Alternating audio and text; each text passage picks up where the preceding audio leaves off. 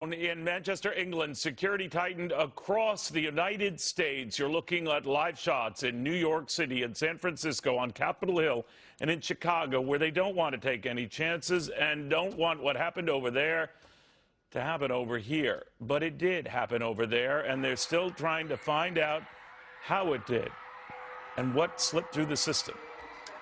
Now to Benjamin Hall in Manchester with the latest on the manhunt for accomplices. Benjamin. Yeah, hi, good evening from Manchester, Neil. Well, you're right. The investigation is still ongoing, and you know, one of the words we're hearing a lot of today is cowardly. This was an attack aimed at killing as many young people as possible. Of the 22 who died, 12 were under the age of 16. It was at the Manchester Arena, which you can see just behind me, where last night at around 10:30, the suicide bomber detonated his device. It was outside one of the entrances just as the young people were streaming out of the concert and their parents were coming to pick them up. It wasn't just the nuts, the bolts and the nails which killed and wounded. It was also the crush that followed in the panic. Among the dead, 16-year-old Georgina Callender. We've just learned that she was staying at the same hotel that we are at. And also 8-year-old Sophie Roussis, 8 years old. Her mother and her sister remain in hospital. The attacker has now been named as Salman Abedi. He was 23 years old and he was originally of Libyan descent, but he was born in Manchester. Forensic teams today have been searching properties across the city.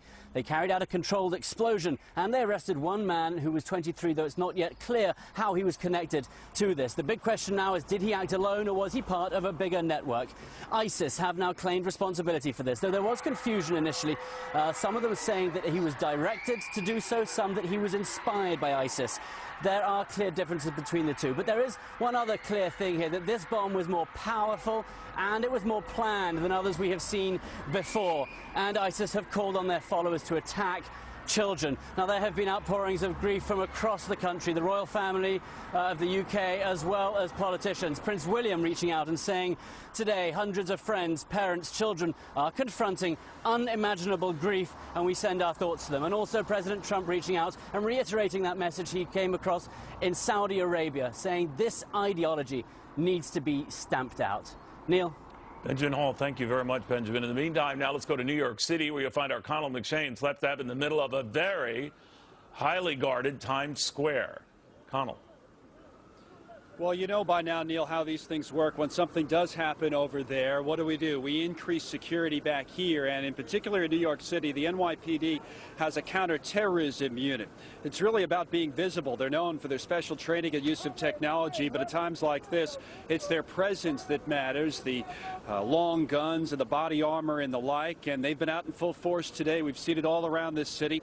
Heavy weapons teams, bomb-sniffing dogs, random bag checks in the city subways. That's what we're seeing here.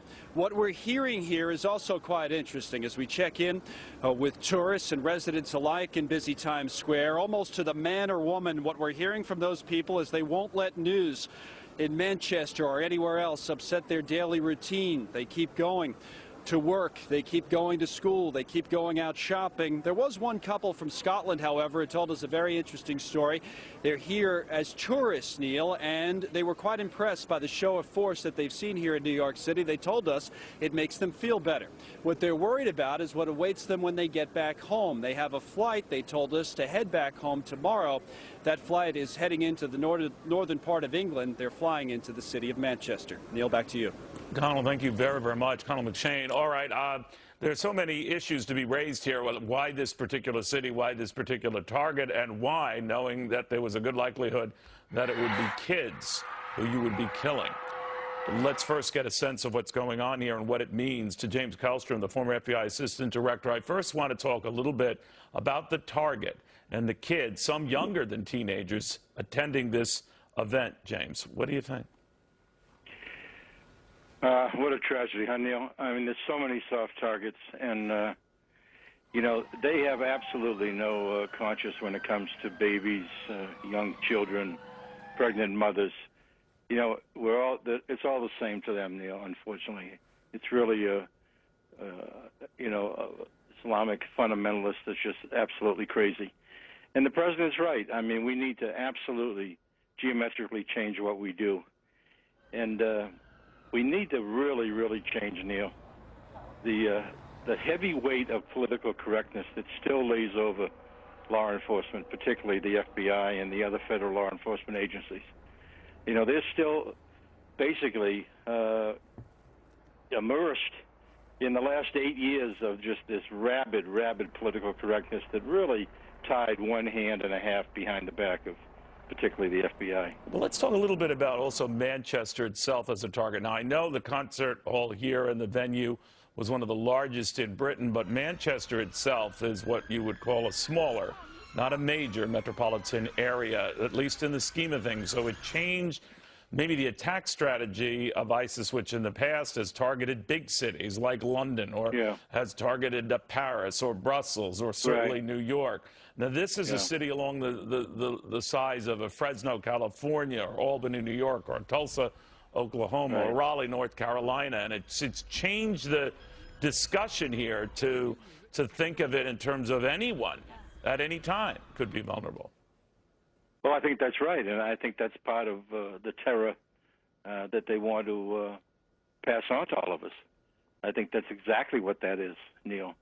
And those cities probably don't have, you know, they don't have the type of policing that's in New York or Los Angeles, probably. Not that it's not adequate policing, but because they haven't really struck in these cities before, I think they found that as a fairly lucrative target. And look what they did. I mean, there was no backpacks allowed in there, so they just basically stood at the, the exit points and had a huge, population of people. What an absolute unbelievable tragedy when you think about all of our children and all our grandchildren that go to things like this. Maybe not the I cannot even imagine being those parents waiting for it's just pathetic. Children. Yeah. One other thing, too, I mean, are you a believer in dates and conspicuous ones that stand? It was 4 years ago, I think it was Lee Rigby who was killed, same city. Neil, I think many harken back to that. Do you? Right. I think in the past they've been sensitive to dates. I don't know if harking back a particular year on this particular thing is applicable, but yes, they have been. I mean, it always was the case that we would be more. All right. When you go back where they use dates without question. Yeah. All right, James, thank you very, very much. James comes from the former FBI Assistant Director. I apologize for the in-and-out nature of that cell phone call there. Suffices to say they are still looking for an accomplice, someone who worked with this guy who also died in the attack. That was pre-planned, we are told, but indications are that they are looking for one or two others. There's so much we don't know. And keep in mind that this all went down a little less than 24 hours ago.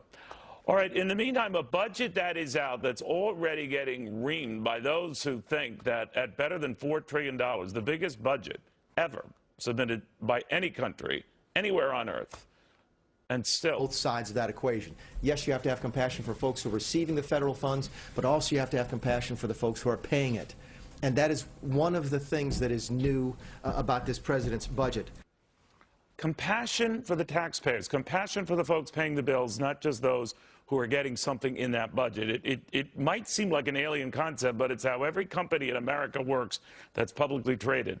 Looking out for the shareholders, looking out for the folks who ultimately pay the bills, whose money is invested in the fortune of that company. Now, we tend not to look at it that way, the United States government, but again, a message from the Trump White House, a message from the budget director, Mulvaney, that maybe we should. I think what's lost in the sauce here, folks, when we talk about this budget, is it comes out the gate at better than $4 trillion. We have never had as big a budget ever. And by the way, if you're keeping track of these things, I could save you the trouble. No country on earth has a bigger budget for a single year, ever. And by the way, when we talk about draconian cuts and how heartless they are, another little aside here, it calls for cuts over 10 years of $3.6 trillion. Do you know what's left out in this back and forth in the media? That it also calls for spending and budgets over that same time almost $50 trillion. 50 trillion, 3.6 trillion.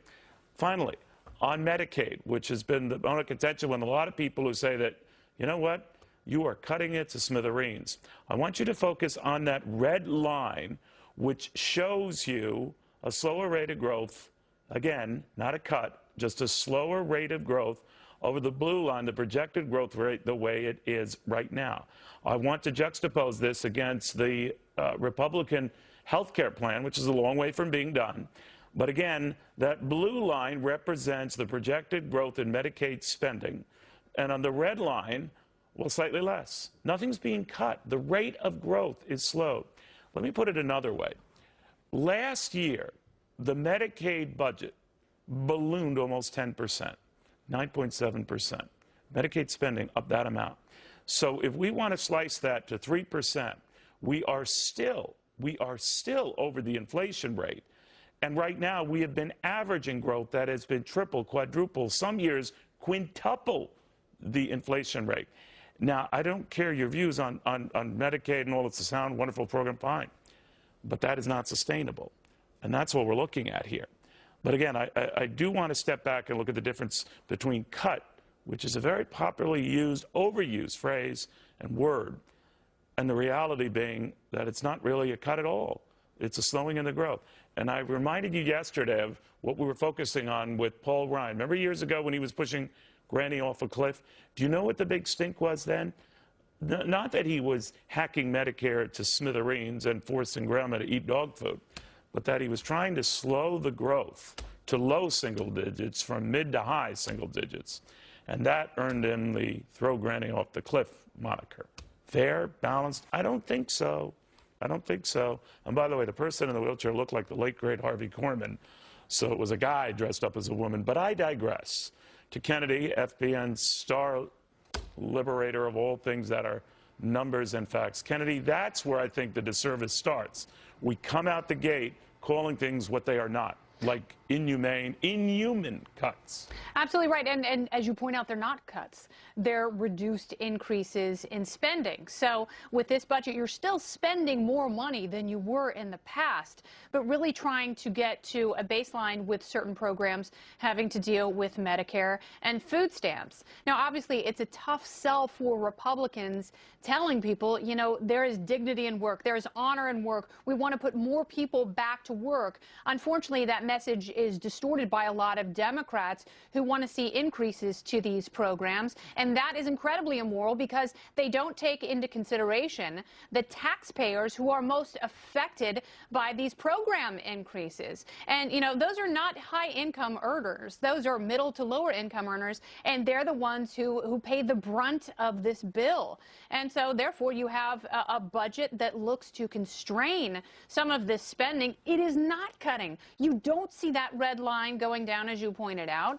And also, you have some really critical areas where the government should not be involved, not the federal government, and particularly when we talk about agriculture subsidies, which are also addressed in the president's budget. Well, it's just very disingenuous. For example, when I saw Chuck Schumer say it takes a meat cleaver to the middle class, what takes a meat cleaver to the middle class, the folks paying these bills, is that we have a food stamp program that is now under something called SNAP.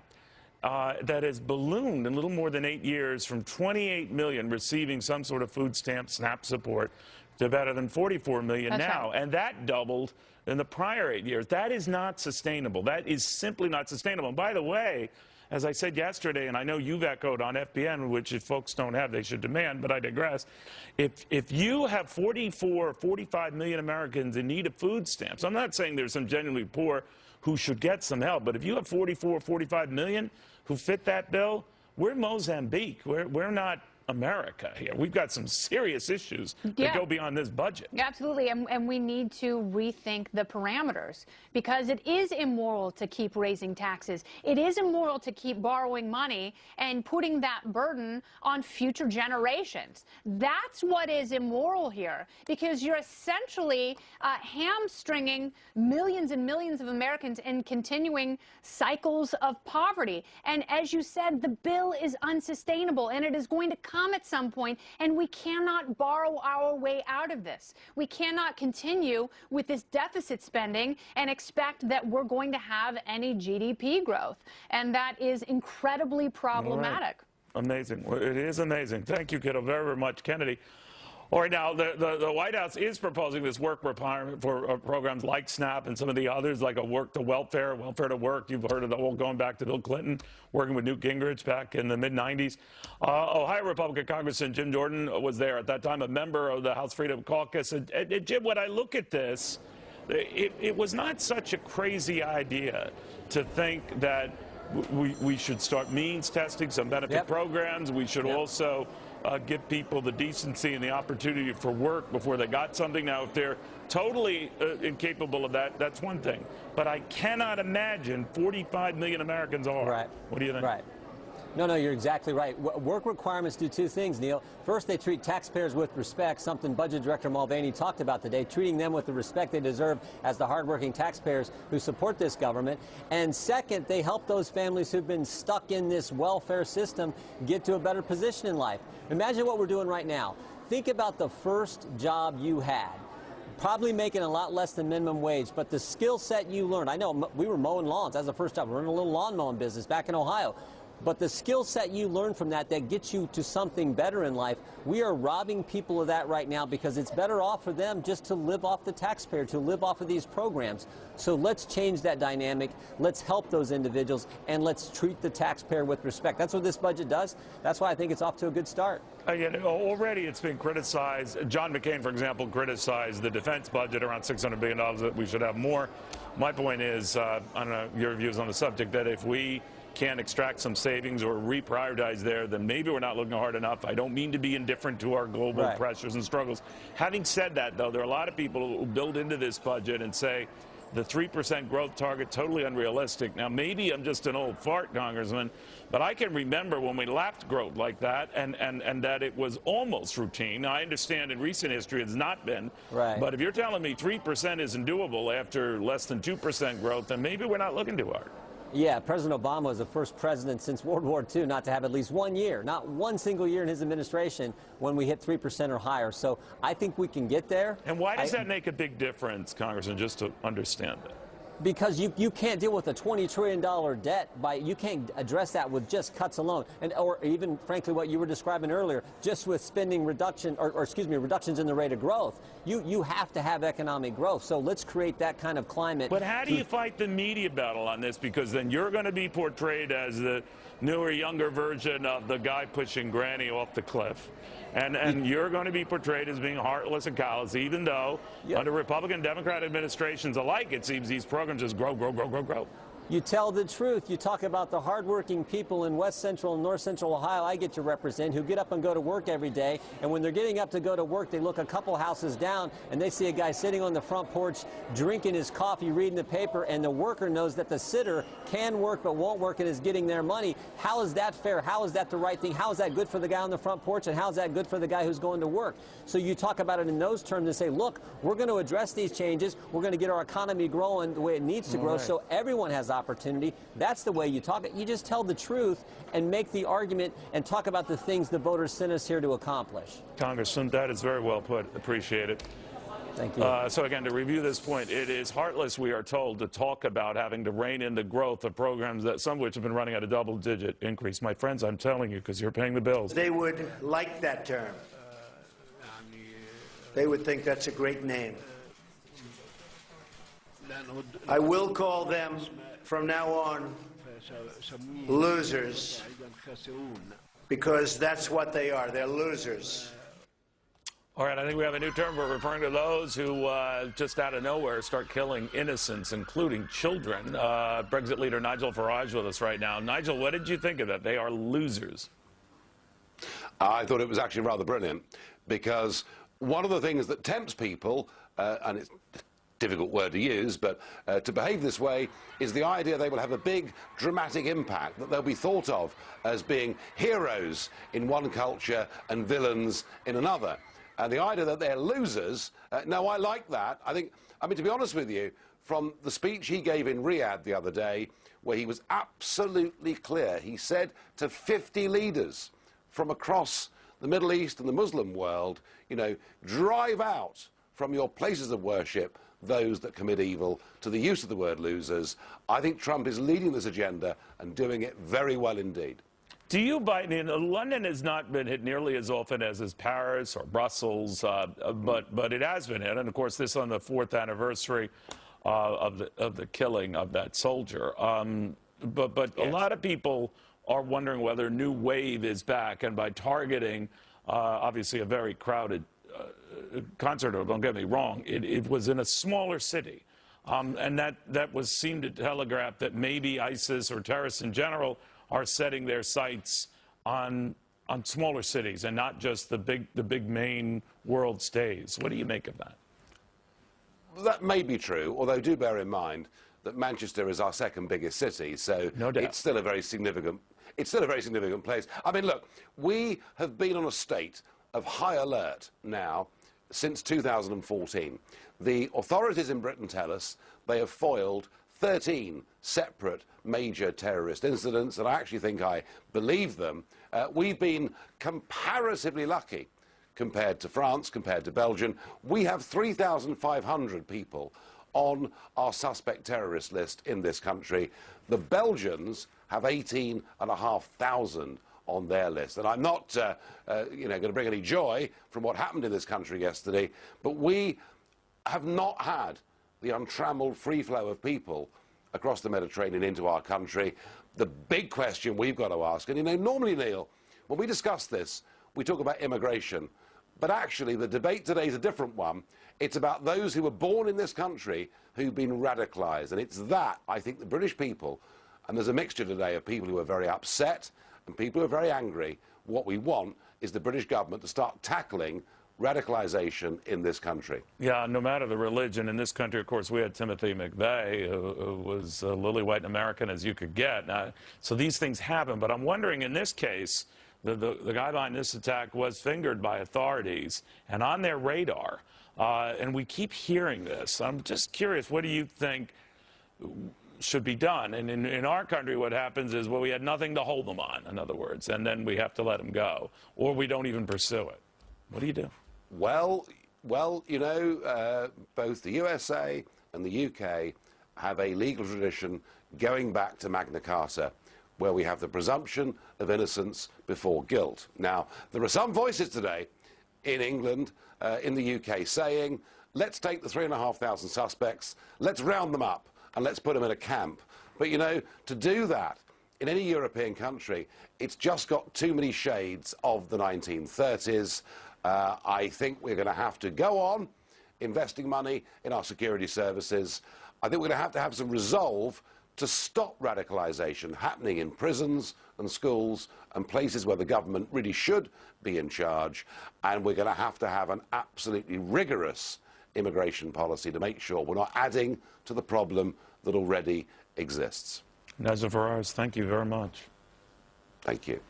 There is still, even now, after all the back and forth and the unnamed sources, still no evidence of Russian collusion, despite one hearing after another. A lot of interest, a lot of sniffing around. But in this day and age of terror, should we be more focused on that than he's following up on earlier remarks by Dan Coates, head of the National Intelligence, and Brennan over at the CIA, his predecessor there.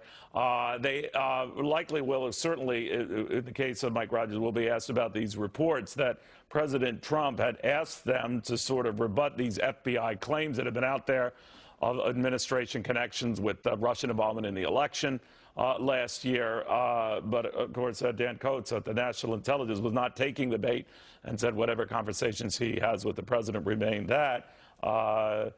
Unique just to he and the president. Admiral Mike Rogers has not yet been asked about this. But the fallout on all of this, a day after this clear terror attack on Britain can't be lost, on town hall editor Katie Pavlich. Katie, I'm just thinking of this, and I'm not minimizing what could be at stake or what might or might not have happened last fall, but I do know what happened yesterday, and I do know what's a continuing threat today. Should our intelligence agencies be focused on that like a laser beam? Well, I think it's a little bit unfair to imply that they're not focused on terrorism as a priority and keeping Americans safe. The FBI has 104 joint terrorism task force or 104 cities across the country have a terrorism task force. There's 4,000 members of those task forces working 24 hours a day, 7 days a week, 365 days a year to combat the type of terrorism that we saw yesterday. And a lot of what the FBI does, a lot of what the intelligence agencies do, in fact, the majority of it, we never hear about. And yes, sometimes things fall through the cracks and we have a horrible incident where a terrorist is able to carry out an attack, but they are very focused on this. So you don't think this other stuff, even at the top levels, is a distraction?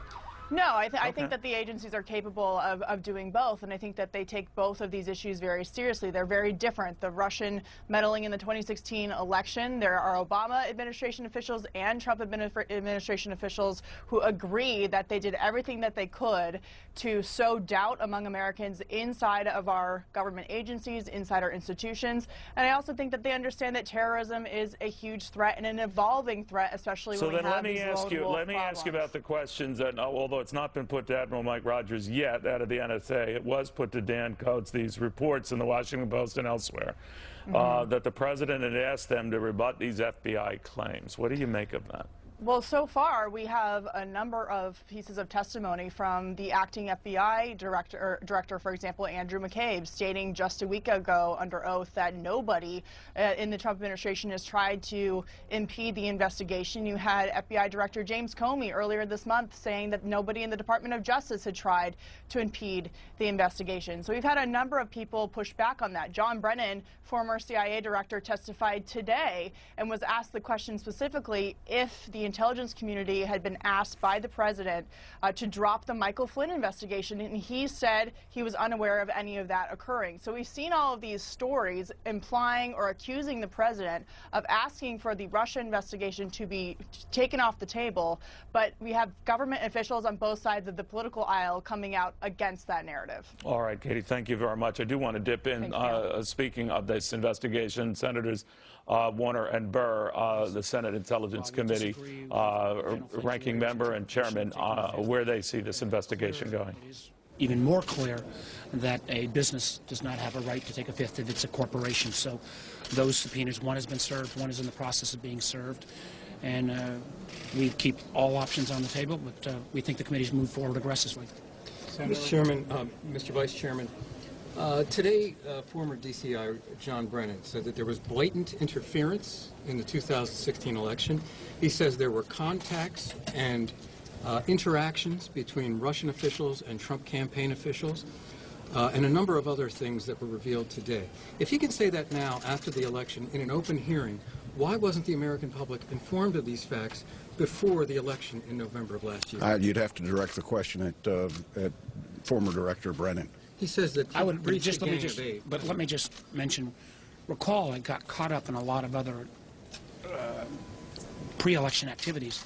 There was this unprecedented letter on October 7th that signed by the director of the DNI and the Chief of Homeland Security that indicated that there was this Russian intervention. So we could quibble about whether there should have been more on notice. It didn't have that level of specificity, Senator, with all due respect. Well, that's again why we've got now the ICA report of January 6th, where there is absolutely unanimous agreement that there was massive Russian intervention. We have to make sure we don't see it coming forward again in the future.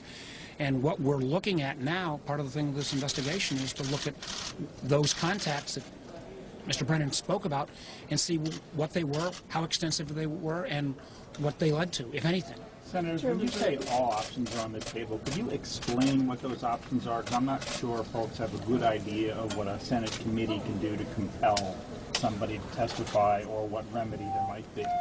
Well, we've taken the actions that we feel are appropriate right now. If, in fact, there's not a response, we'll seek additional counsel advice on how to proceed forward. At the end of that option is a contempt charge. And I've said that everything is on the table. That's not our preference today. We would like to hear from General Flynn. We'd like to see his documents. We'd like him to tell his story because he publicly said, I've got a story to tell. We're allowing him that opportunity to do it. One last thing before we head off. I think the chairman and I also agreed today that we heard All right, we want to switch over to London right now. The Prime Minister Theresa May also speaking on these developments of the terror attack in England yesterday. Police confirmed earlier today the perpetrator was Salman Ramadan Abidi, a 22-year-old who was born and brought up in Britain. And as the emergency services have confirmed throughout the day, his victims were innocent children, young people and their families. Our thoughts and prayers are with them all. I want to reiterate what I said this morning about the professionalism of the emergency services and the bravery of the people of Manchester.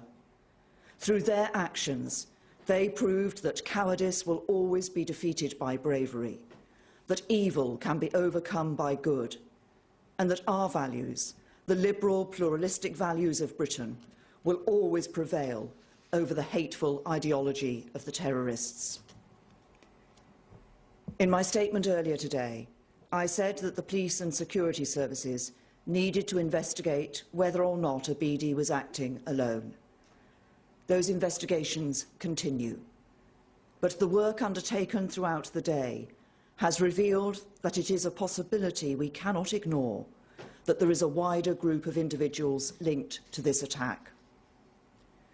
This morning, I said that the Joint Terrorism Analysis Centre, the independent organisation responsible for setting the threat level on the basis of the intelligence available, was keeping the threat level under constant review. It has now concluded, on the basis of today's investigations, that the threat level should be increased, for the time being, from severe to critical. This means that their assessment is not only that an attack remains highly likely, but that a further attack may be imminent.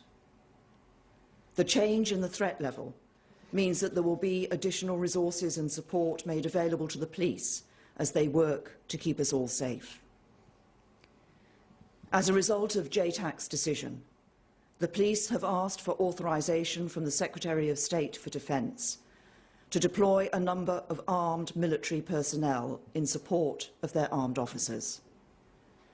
This request is part of a well-established plan known as Operation Tempora, in which both the armed forces and the police officers involved are well-trained and well-prepared to work in this kind of environment.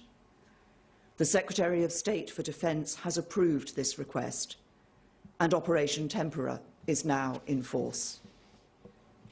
This means that armed police officers responsible for duties such as guarding key sites will be replaced by members of the armed forces, which will allow the police to significantly increase the number of armed officers on patrol in key locations.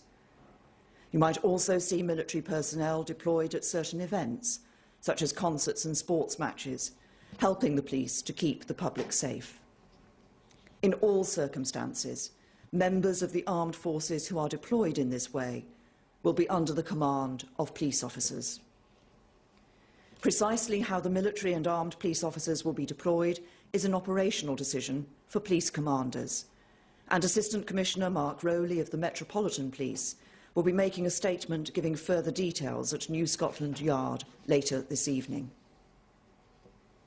In the coming days and weeks, there will of course be many events hosted up and down the country.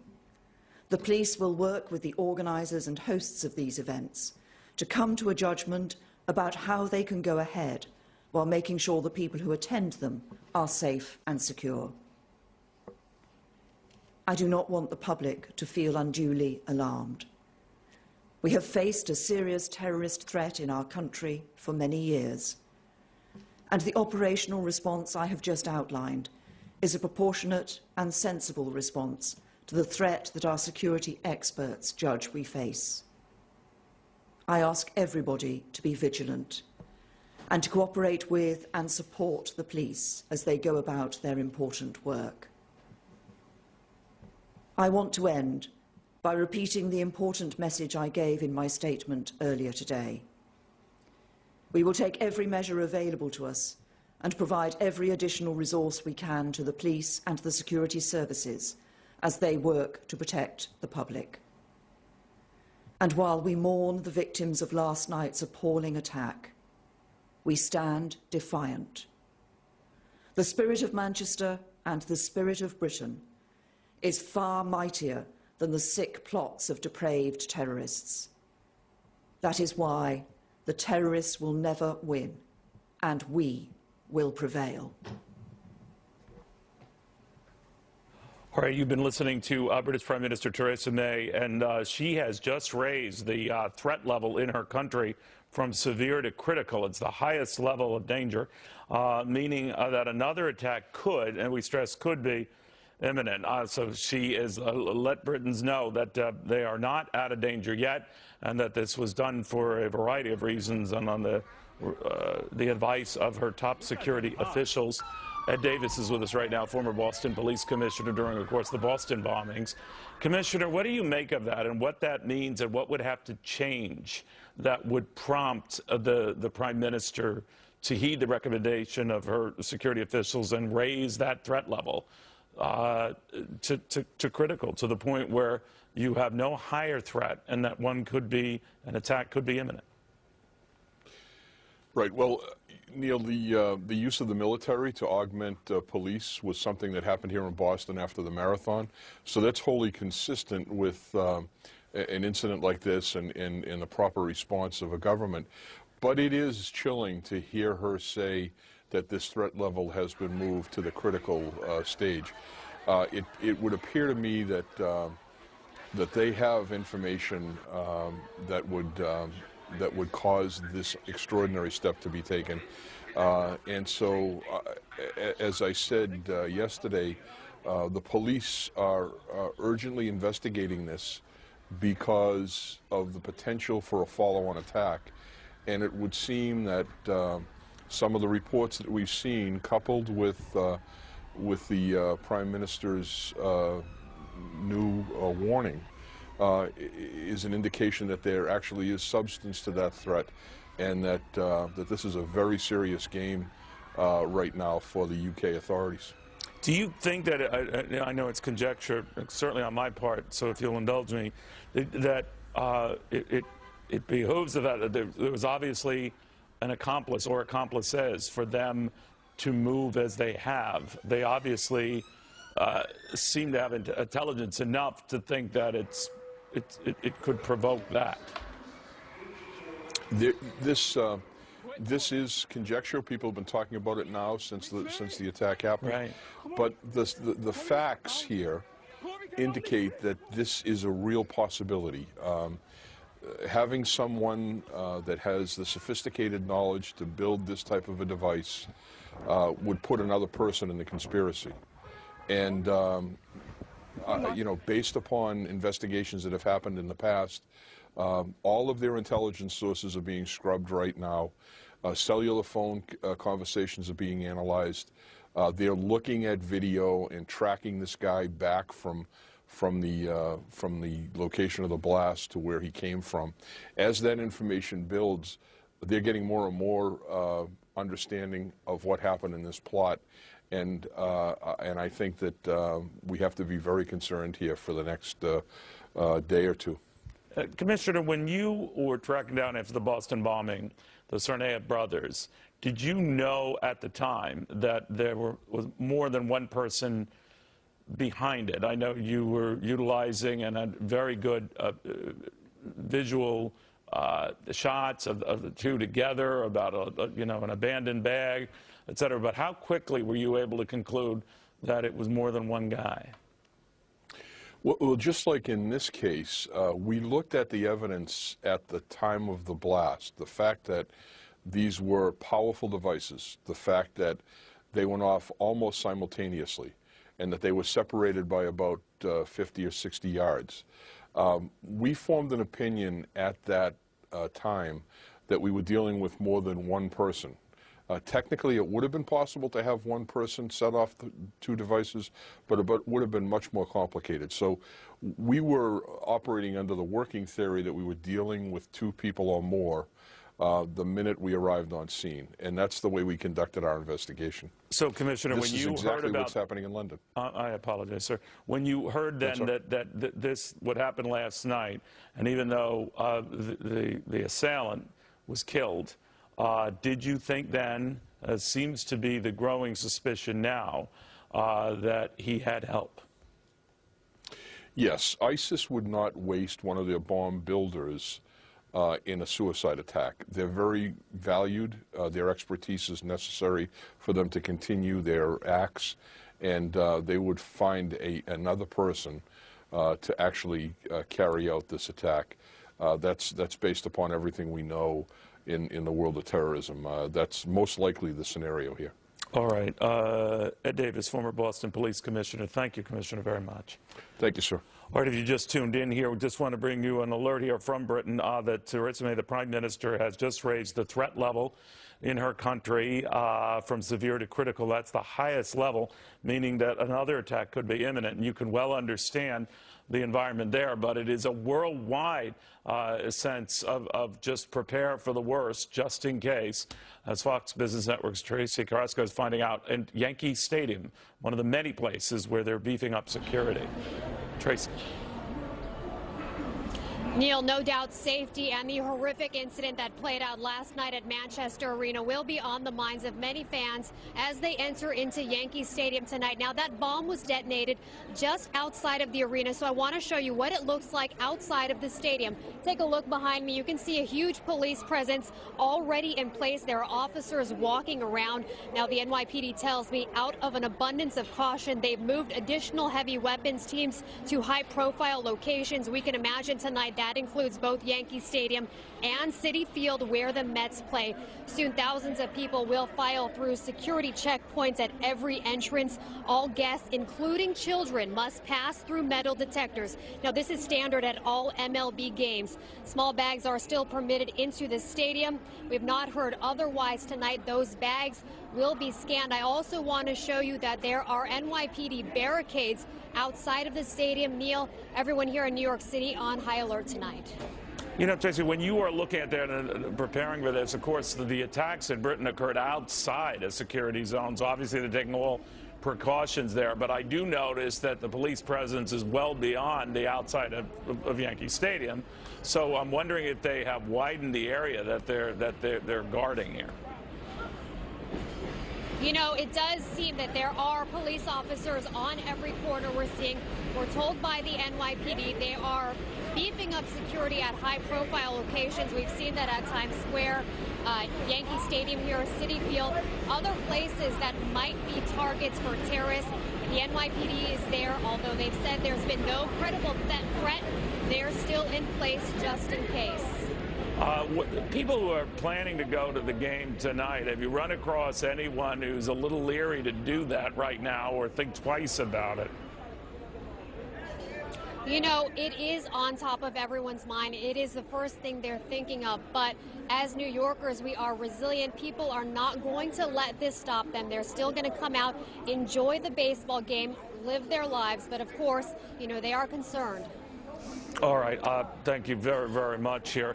I do want to stick to this issue here. And Pam, if you can hear me in there. And Christy Setzer is the Democratic strategist. And Christy, if any time calls for cooperation or understanding between the parties, I know we were going to first chat about the budget. This is probably now that time. And they have come together in a unified front to deal with terrorism here. But there are a lot of ways to deal with it. One is to how aggressively to work with you know, social media. In the case of what happened in Manchester last night, they're getting high marks. Social media is getting high marks for how it allowed parents not only to communicate with their kids, but kids with parents and authorities to communicate with both. Will that ease some of the